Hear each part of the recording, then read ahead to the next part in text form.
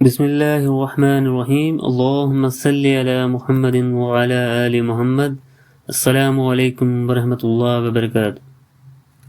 جن صحابی عمر بن جابر رضی اللہ تعالیٰ عنہ کا واقعہ، حضرت صفوان بن معطل رضی اللہ تعالیٰ عنہ فرماتے ہیں کہ ہم چند مسلمان مل کر حج کے لیے گھر سے نکلے تو راستے میں ایک بہت بڑا سانپ دیکھا جو تڑپ رہا تھا۔ ہم نے دیکھا کہ تڑپ تڑپ کر تھوڑی دیر کے بعد وہ مر گیا۔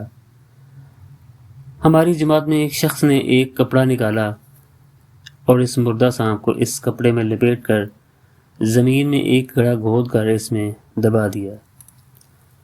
پھر ہم مکہ معظمہ پہنچے اور مسجد حرام میں داخل ہوئے تو ایک شخص ہمارے پاس آیا اور کہنے لگا،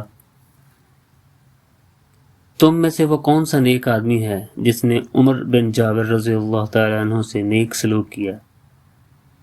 ہم نے کہا، عمر بن جابر تو ہم میں سے کوئی واقف نہیں۔ اس شخص نے کہا، وہ کون ہے جس نے راستے میں سانپ کی تجہیز و تکفین کی؟ ہم نے بتایا، وہ یہ ہے۔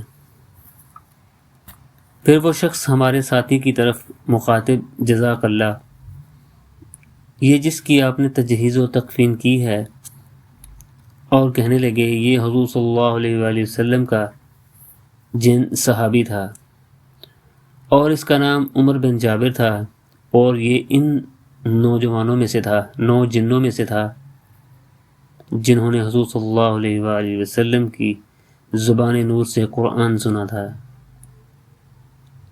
ہمارے حضور صلی اللہ علیہ وآلہ وسلم رسول ثقلین ہیں، انسانوں اور جنوں کے بھی رسول ہیں، اور جنوں میں سے ایسے خوش نصیب افراد ہیں جو شرف صحابیت سے مشرف ہیں۔ اگر ویڈیو اچھی لگی ہو، ویڈیو کو لائک کریں، شیئر کریں، چینل کو سبسکرائب کریں۔